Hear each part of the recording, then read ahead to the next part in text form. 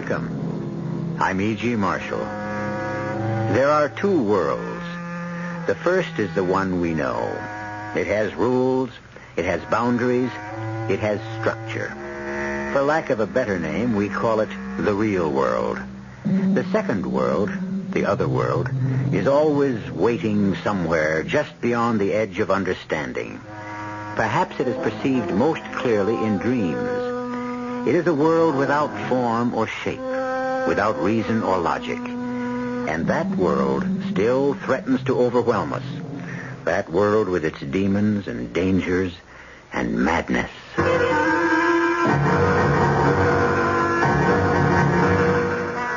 Our mystery drama, The Killer Inside, was written especially for the Mystery Theater by Sam Dann and stars Mira. It is sponsored in part by Buick Motor Division and Uncle Ben's Long Grain and Wild Rice. I'll be back shortly with Act One.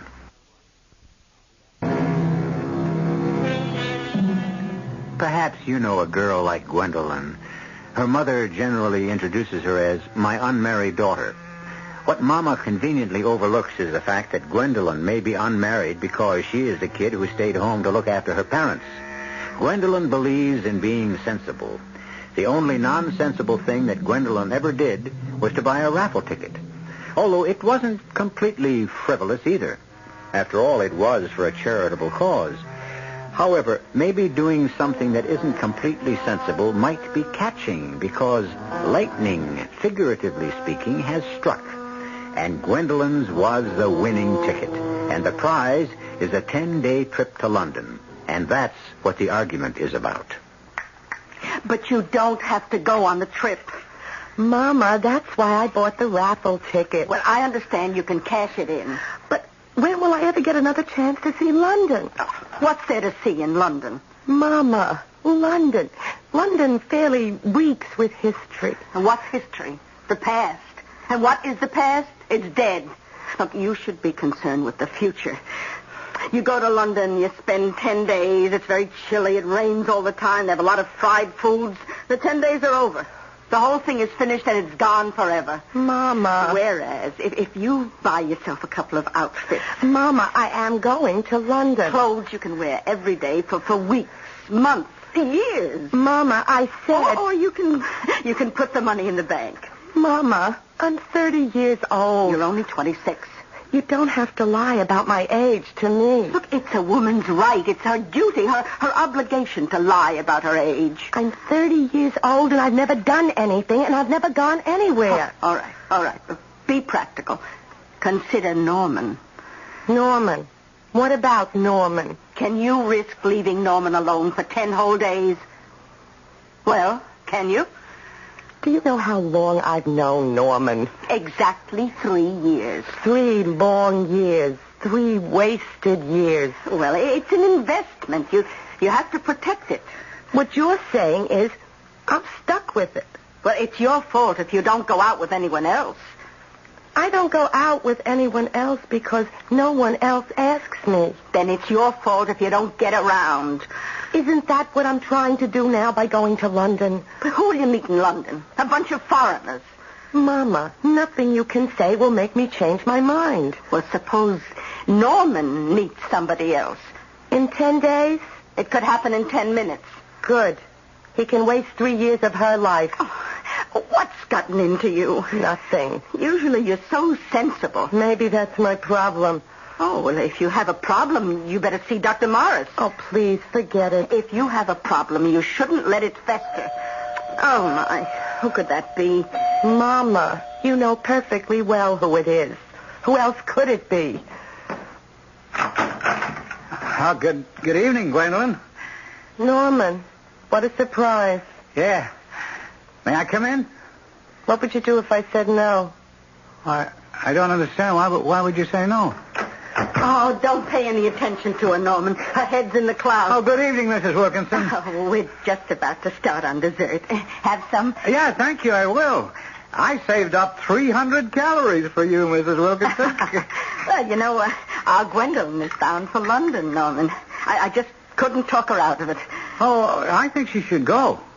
You do? Oh, yes, it'll be an enriching educational experience. Oh, that's exactly what I kept telling her. Now, Gwendolyn, I've compiled a list of places you mustn't miss. All the important museums. I understand that London is a very romantic city. Oh, yes.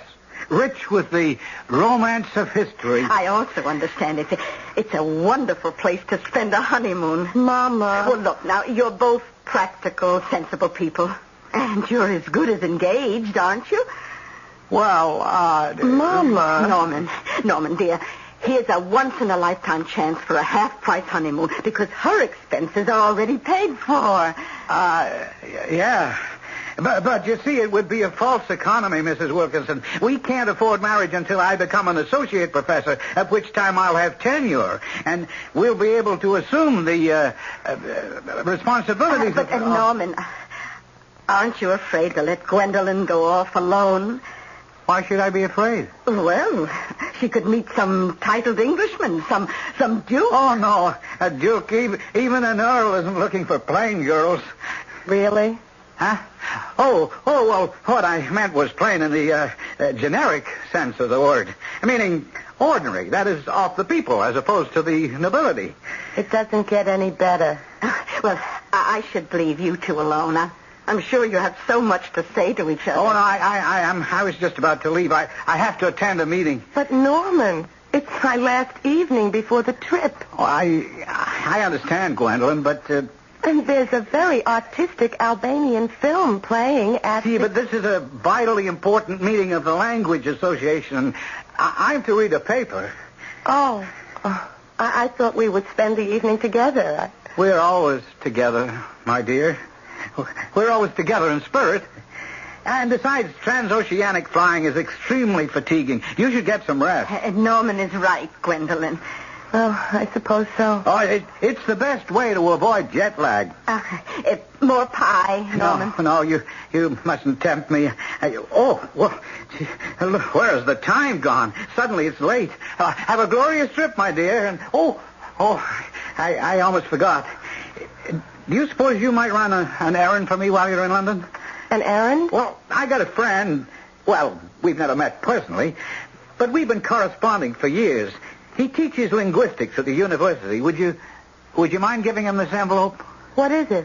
Well, I've compiled what I think is a list of hitherto unknown Indo-European language root words, and I'm anxious for his opinion. His name and address are on the envelope right there, Mr. Toby Hazlitt, at 6 Golders Crescent. Well, make sure you don't lose it. Mama. I was going to mail it, but since you'll be in London tomorrow, it might be fun for you to meet him. He's the sort who likes to sit around and discuss Indo-European roots for hours. It should be a lark. Well, darling, the swiftest partings are the sweetest, as they say. I'll see you in exactly 11 days. Goodbye, Norman. And goodbye, Mrs. Wilkinson. Goodbye.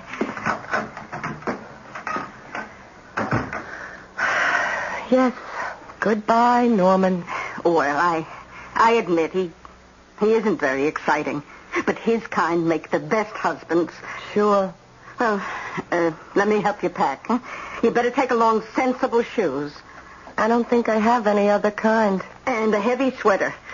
Mama, maybe I shouldn't go. What? Oh, what's the use? Look, nothing's going to happen to me over there. Well, what do you want to happen? I don't know. Something different. Something exciting. But it won't. I don't know anyone. I won't meet anyone. Well, that's not true. There's this man. Well, what's his name again? Tony Hazlitt? Well, he might be interesting. Mama, how can he possibly be interesting? He's Norman's friend.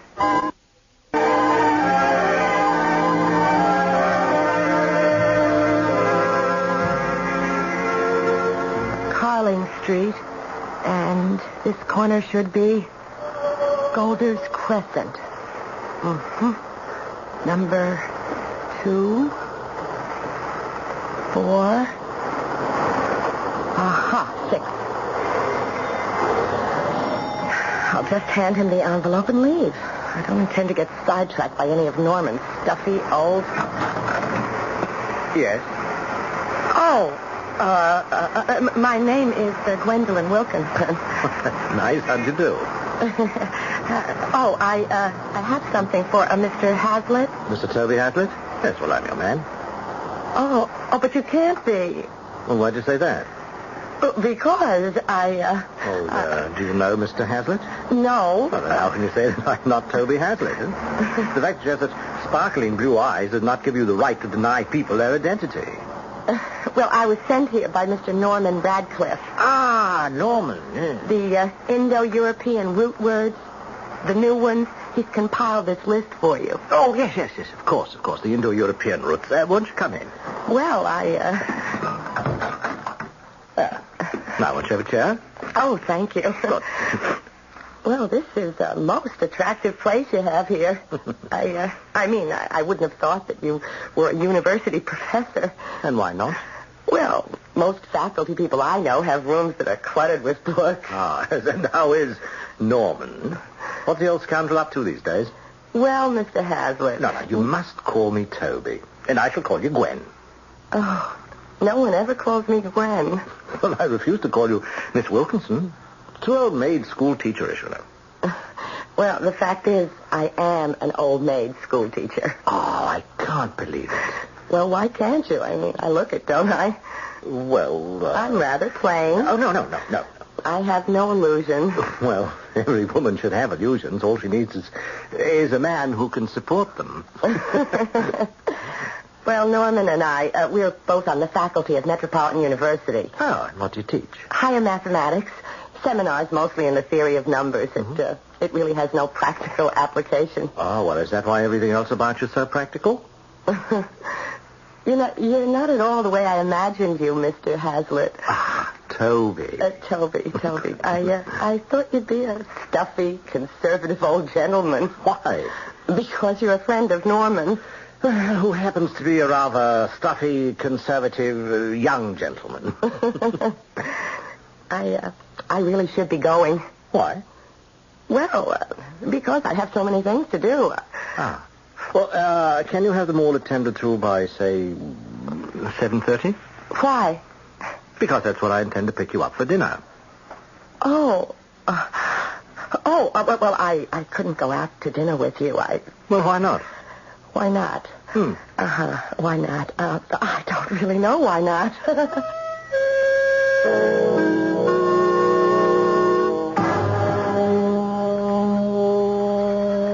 Dear Mama, here it is, my first night in London, and I have a dinner date. Mr. Toby Hazlitt is 30-ish, handsome, and if Norman doesn't like it, well, he had no business arranging for us to meet.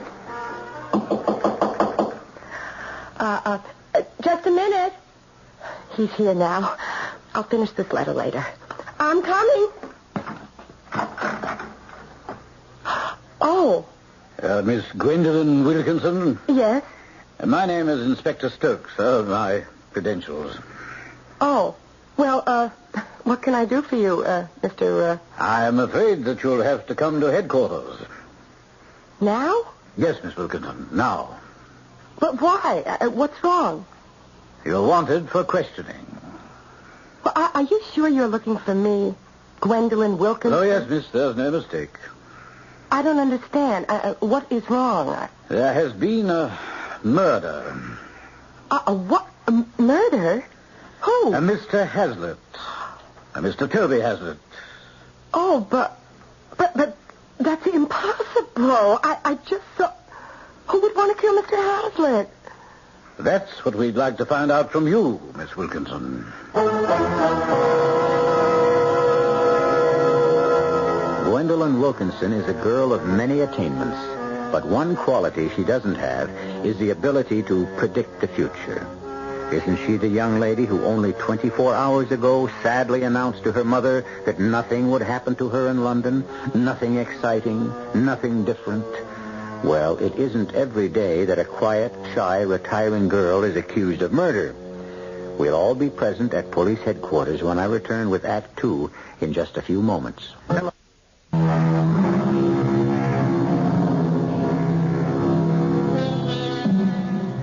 For most people, the world is a well-ordered place.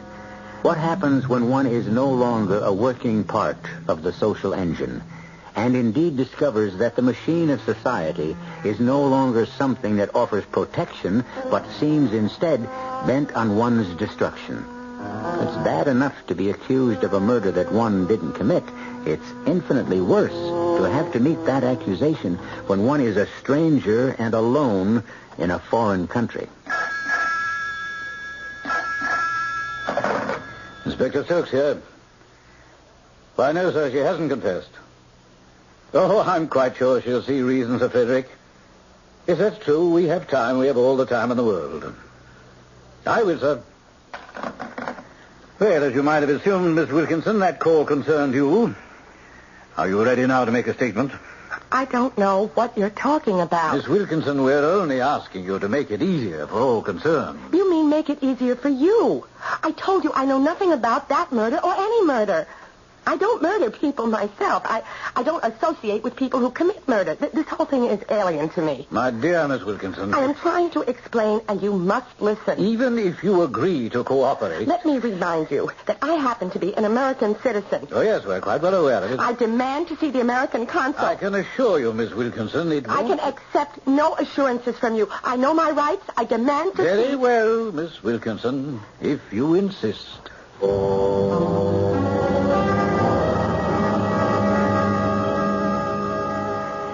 I don't think you understand, Mrs. Plover. Mrs. Plover. Is it possible you haven't heard a single word I've said? I heard every word you said, Miss Wilkinson. You heard every word I said. And you can sit there and tell me there's nothing you can do for me? I thought I had explained. But I don't understand. I have always been a law-abiding citizen of the United States. I've never asked for anything. And are you telling me that when I am being railroaded for murder, my country, the strongest country in the world, is just going to stand by quietly? Miss Wilkinson, your American citizenship is not a suit of armor that protects you from the laws of the country you happen to be visiting. Mrs. Plover, please. Listen, I am being framed. Framed. That word, framed, I hear it in gangster movies. Strange word. But now, right now, this is happening to me. I am being framed. And everyone simply stands by. Miss Wilkinson, you, ma'am, are standing by. You are subject to the laws of this land. I admit it, and that's the way it should be. But I didn't break any of the laws of this country. Well, that will be a matter for the jury to decide. Jury? Our office has discussed the case with the police. And they have a case. They have what? They have enough evidence to go to trial. What evidence? You are entitled to a fair trial and to competent counsel, and you'll get it. There has been a mistake. It's a dreadful mistake. I never met Mr. Toby Hazlitt before. If I murdered him, what was my motive? Why would I kill him? Why? Miss Wilkinson, we are fully aware of the other thing. Why would I want to kill... What? What other thing? Oh, you know, Miss Wilkinson. What other thing? We are aware of the activities you've been engaged in for the past 3 years at least. Activities? And we are aware of Mr. Norman Radcliffe's activities also. Norman? Oh, no. Norman has absolutely no activities at all. Now, if you cooperate with the police, it's possible you could get off with a relatively short sentence. This other thing you're talking about, what is it? I'm sorry, Miss Wilkinson. There's nothing we can do for you. Well then, Miss Wilkinson, are we ready finally to face the facts? You killed Toby Hazlitt. I met Toby Hazlitt for the first time yesterday afternoon. I wasn't with him for more than 10 minutes. I even liked him. I agreed to have dinner with him. Those are the only facts. Oh, no, the true facts are in this folder. Shall we go through them? Inspector Stokes, my name is Gwendolyn Wilkinson. I teach mathematics. I've never done anything wrong. Why would I want to kill Toby Hazlitt? Because he decided to defect to our side. I haven't the faintest idea what you're talking about. Toby Hazlitt ran the central message point for an espionage network. Well, what would that mean to me? Please, Miss Wilkinson, we are not idiots. You delivered a message to Toby Hazlitt yesterday. Will you deny it? Oh, that. Yes, that. But it wasn't a message. Oh, no? Of course not. Well, I mean, not in the espionage sense. It was merely a discussion of early Indo-European language roots. Yes, that's been an excellent cover these past 3 years. That's how Norman Radcliffe has been sending his coded messages to Toby Hazlitt. Norman? Oh, no. And why do you say no? Because you don't know Norman. Oh, the secret services of both our countries are very much aware of your Norman. Do you mean that Norman is a spy? Oh, please, Miss Wilkinson, such a display of outraged innocence is just too much. You're all in it, the three of you. The three of us? Norman gets the information. You, as the mathematician, devise the codes, and your mother... My mother? Yes, your mother provides a place for the activity, her apartment, and also lends it a certain air of respectability. Now, you, sir, you may be a police inspector, but you are mad. Miss Wilkinson, why do you fight reality? Or maybe I'm the one who's mad. Shall we continue? Either I'm mad or it's a nightmare. I'll just have to wake up somehow. Toby Hazlitt had become frightened. He decided to defect. He had begun negotiations with us, but there must have been a leak in our security. Your people got wind of it somehow. My people? I don't have any people. And you were sent here to kill him. I was sent here to kill him? Exactly. And that's the reason I came here. To kill him? Precisely. No. Miss Wilkinson, sooner or later, you'll have to... Yes. Oh, look, you have spun a neat little web, Inspector. But here's how it all falls apart. Becomes unstuck. Sent here, was I? Oh, do you know why and how I was able to come to London? I won a prize in a raffle. That accounts for my presence here. Oh, yes, your organization is extremely creative. Credit where credit is due. That raffle was an excellent cover. How could a raffle be a cover? What a clever way to make your trip seem so random, so accidental. Inspector, let's assume for the sake of argument that I'm a member of some espionage group. Do you mean that this clever organization would depend on buying a raffle ticket to get me to London? Well, it's like buying a sweepstakes ticket so you could be sure of paying the rent. Miss Wilkinson, which organization sponsored that raffle? The Metro University Faculty and Student Association. That's correct. Now tell me, who was chairman of the raffle committee? I don't, You mustn't say you don't know. It was Norman. But Norman would... He couldn't... He is extremely ethical. And now we have such an innocent-looking way to get you to London, and such an excellent cover. A naive tourist. But I am naive.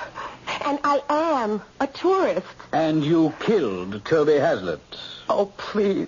Please, look, whatever I say, you can turn it and twist it. Miss Wilkinson. No, let me alone.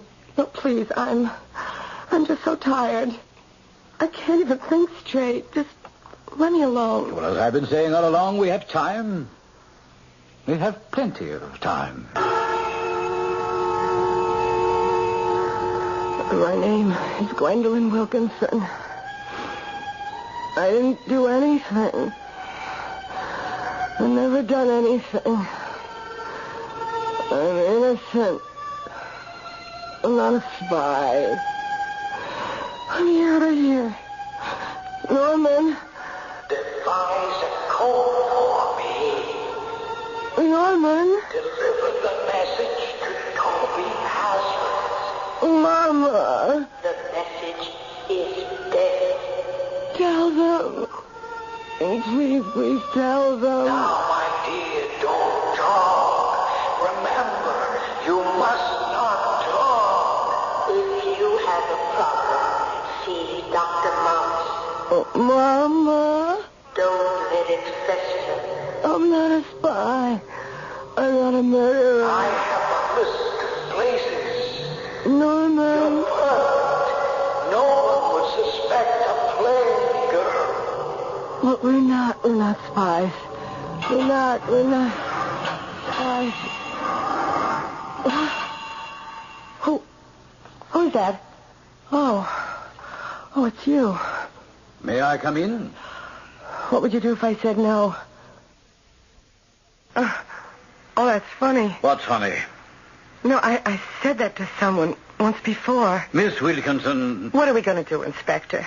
You'll accuse, I'll deny. We'll go round and round. Very well, if that's the way you want it. You'll keep it up long enough, and little by little, I'll start losing my mind. And after a while, I might even come to believe what you're saying. I didn't think they did that to people in a free country. I've come here this morning to suggest a way out of the impasse. Let's make a deal. You have access to certain information that's vital to us. But I'm trying to tell you... One hand washes the other. The only way out of the difficulty is for you to become a double agent. But I'm not even a single agent. Go back to your people, tell them we couldn't break your story, and then report to us on a regular basis. Go back to whom? The other agents in your group. But I don't... Your great assets, your tower of strength, is your air of innocence. You know, as one professional to another, I pay you the highest compliment. And as one professional to another, you owe me the courtesy of admitting it's just a front. But I am... You'll be released in 1 hour. Now, remember, we have your passport. And in any event, you would be no better off at home. You will be watched. Make contact with the other agents, let us know who they are, and keep us informed of their plans. Well, have we made a bargain? Miss Wilkinson, please accept reality. Reality? The real world you live in. These bars, this cell, these are real. And who am I? How can I keep fighting what's real to everyone else? Miss Wilkinson, do you accept? But I don't know anybody. Oh, what's the use? I accept.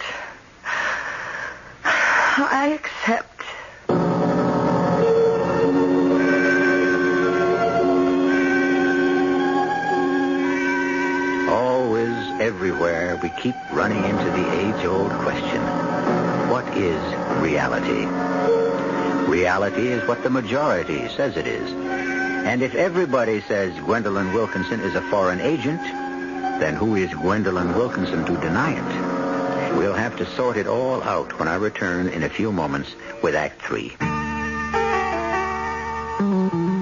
Inside you're free. Inside you're free after all. You hear freedom spirit like a wild bird call. Inside you're free. Inside you're free after all. Living free. Living free. You're driving a car you knew you were going to buy the minute you saw it. Skyhawk. Buick Skyhawk. You just knew a car this streamlined would be easy on gas.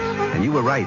In published EPA mileage test results, Skyhawk got 25 miles per gallon on the open road and 16 in the city. Buick Skyhawk. Dynamite. Inside you're free. Inside you're free after all. Living free. Living free.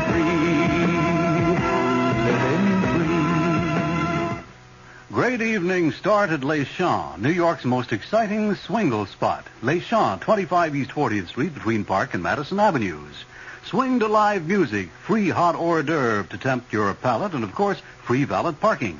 Discover Les Champs. Your first visit will make you a regular. And by the way, you must try our legendary Les Champs luncheon. Excellent food and drink in gracious surroundings ensure a successful business lunch or just plain good eating. For meetings and parties, it's Les Champs. Our beautiful main dining room is available for evenings and weekend functions, accommodations up to 200 people. Private dining rooms also available, accommodating 15 to 250 people. Les Champs, 25 East 40th Street between Park and Madison Avenues. For reservations, call 532-6566. That's 532-6566.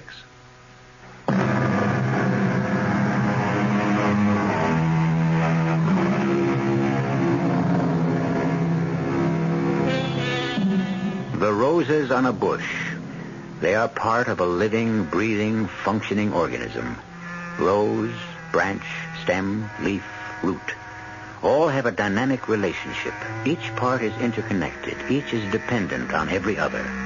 When a rose is severed from the bush, the color, the freshness, the beauty stays but briefly. For the rose is no longer a part of a living world. It is no longer a member of its own society. And the separated rose begins to die. Gwendolyn Wilkinson has also been abruptly plucked from the shelter of her society, and now she struggles against an alien atmosphere. Very well, Miss Wilkinson. We'll arrange for your release. But, what am I supposed to do? Oh, I see. It isn't a pose. A pose? What are you talking about? And it's excellent. You create your individual character, and you will not vary from it one single iota. It's a tremendous technique. Is there any way that I can convince And you? you'll never relax anywhere, anytime, with anyone. And so your pose becomes an integral part of you. It's not just a cover. It's more than skin deep. You've actually made yourself believe it. Please, Inspector, there must be something. I thought I'd seen everything in this business. Thought I knew it all. But here, actually, is an agent who does her job on... Well, it must be a subconscious level. What are you saying? It's actually possible you really don't know that you're an agent. Your conscious mind will not accept your undercover actions. You function on two levels. I do? Well, how else to explain it? But At home, half of you is the modest teacher of mathematics, and you really don't know what the other half is doing. You don't want to know. Well, it certainly is good to have you working on our side. But I don't know. I'm an agent. Oh, Lord, listen to me. I almost believe you. Well, is there another explanation? But if I don't know who the other agents are, how do you expect me to find them? You know who they are in your subconscious mind. You'll find them. Where? Oh, you'll know where to go. Trust your subconscious. It's been working for you all these years.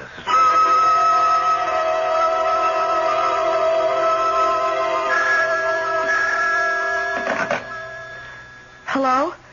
Gwendolyn, Yes? can you talk? Yes, but who? Meet me downstairs at the coffee shop. Oh, but who are you? Sparrow. But I don't know you. It's all right. I know you. The coffee shop in 5 minutes. Hello? Hello? Hello?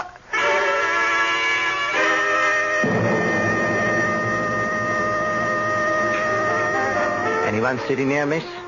Why, no. It's kind of crowded, what? There are no empty tables, so It's all right. Keep your voice low, Gwynnie. Smile a lot, that's fine. Who are you? I told you. Sparrow. Well, what do you want? Well, how was it in the cooler? How do you know me? We've been watching the house. So, who sent you? Nobody sent me. Oh, come on, love. I myself spotted you holding that big white envelope. No, I was only holding... Yes, you were in Secret Service. You had to be one of us. Now, which branch? Branch? Group, cell, any way you want to call it. Who's your leader? I'm going to tell you something. Keep your voice low. Never know who's around. Look, I'm not who you think I am. You're not, eh? You think I'm a spy. Oh, that's an harsh word, love. We use agent. Operative is a bit of ring to it. See, I have a friend back in the United States. Ah, well, haven't we all? He's my fiancé. He teaches linguistics at the university, and so do I. He gave me a list of words. Indo-European root words. What? Well, you see, it's a primitive language from which most of ours is descended. Hey, you know, that's fascinating. Well, he wanted me to deliver them to Mr. Hazlitt, who was a celebrated linguist. And Oh, is that a fact? The old boy sure had a lot going for him. now, Mr. Sparrow, may I be perfectly frank? There's no other way. I have to get out of this intolerable situation. The police believe I'm one of you. You mean you weren't able to... Please, let me finish. They offered me my freedom, provided Always a catch, eh? No, provided I become a double agent. Oh. Well, I had to agree, to get out of there, but I have no intention of doing it. Oh, why not? Well, because I'm not. I'm not an agent. I can't do it. It's not my thing. Oh, were you kidding, eh? You have to believe me. I somehow seem to have entered some mysterious private world. I don't belong here. Please, you people can clear me. What? Clear me. Get word to the police. Tell them I'm not one of you. Oh, but, love, you are one of us. No. Now, what were you doing delivering the envelope to Toby Hazlitt, eh? But I explained that. Oh, love, you went there. You were following orders. And you killed him. But I didn't kill him. I'm not... I know, I understand now. Memorize my number. Just phone 11893. Is that right? Just remember, we'll be in touch. To feed you information. Good luck, love. Oh, Lord. These people. They're right. I'm the one who's mad. Well, if it's any consolation, how much longer did Toby have anyhow? He was sick, he was old, he was just... What did you say? Who is old and sick? Toby. So that's why you've got nothing to torture yourself about. Yes, maybe you're right. You see? You're looking better already. Now, don't forget the number, 11893. Double agent. You'll be a double agent for us.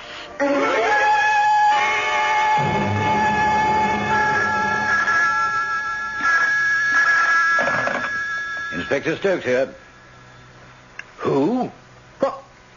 You mean she just masked up in broad daylight? In full view of the whole world?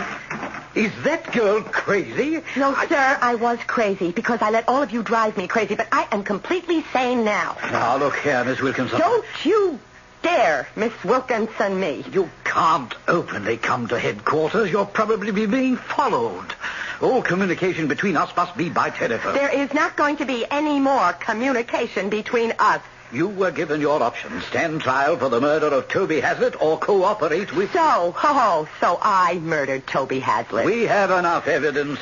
I saw Toby Hazlitt. I spoke to Toby Hazlitt.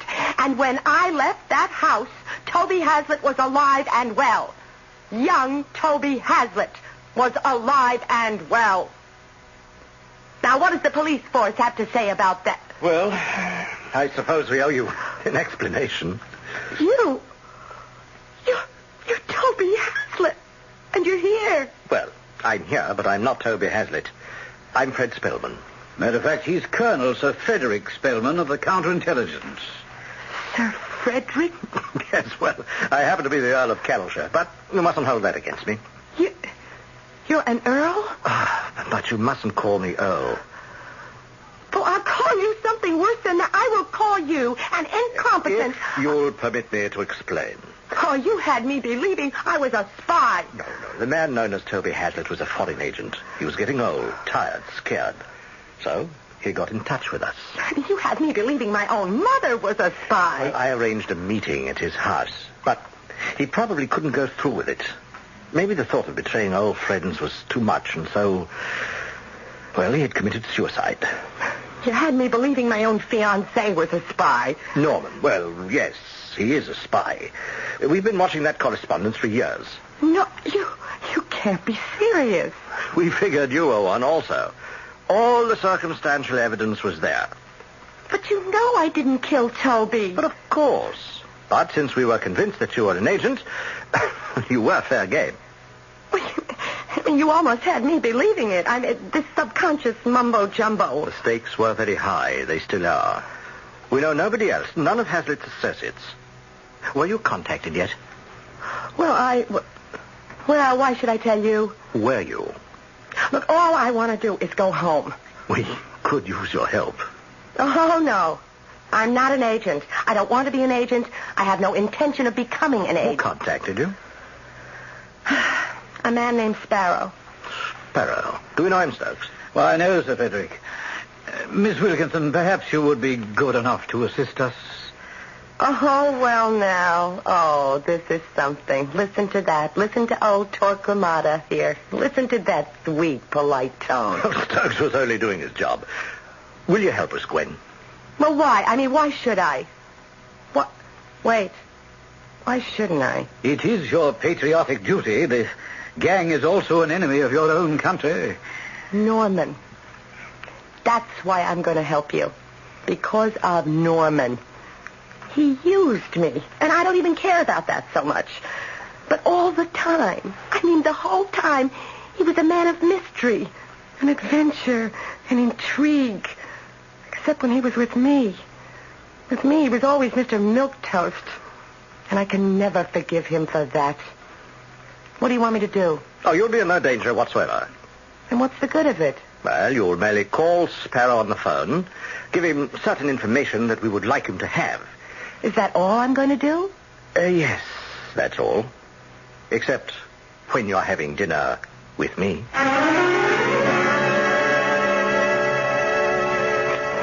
Dear Mama, I know I'm staying longer than planned, but they have a job for me here, teaching in London. I can't imagine why Norman should have disappeared so suddenly. Well, he was wrong about so many things. For instance, he said I would never meet an Earl.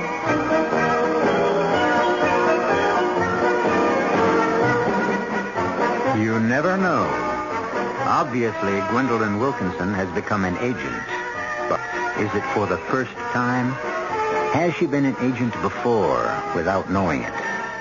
Do all of us have another life that we're unaware of? I don't know about you, but I have enough to do in this one, as I shall explain when I return shortly. Well, food fans, New York Magazine's famous eater, Mimi Sheraton, has done it again. The lady who once ate every item in Bloomingdale's gourmet shop has just emerged after submerging herself in our city's seafood restaurants. Now, this is no fish story. Miss Sheraton ate 200 seafood meals in 72 restaurants in the 5 boroughs. And this week in New York Magazine, she rates the best of them for you. You also get a great pull-out guide to the city's seafood. So get this week's New York Magazine. And if you run into Mimi Sheraton, buy her a lamb chop. It's Academy Award time again. Time to pick your winners on Channel 9's Gala Hollywood Spectacular, Your Choice for the Oscars. Sunday, April 6th at 8 p.m., see excerpts from the year's top films, plus the results of your vote. To make your vote count, call right now. In New York City, 985-9940. That's 985-9940. Out of town, dial area code 212.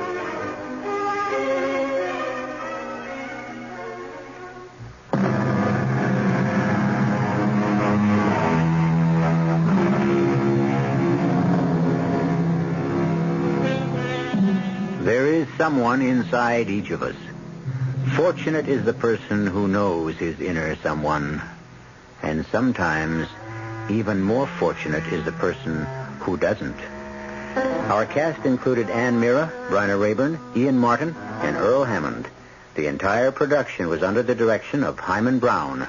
Radio Mystery Theater was sponsored in part by Anheuser-Busch Incorporated, brewers of Budweiser. This is E.G. Marshall inviting you to return to our Mystery Theater for another adventure in the macabre. Until next time, pleasant dreams.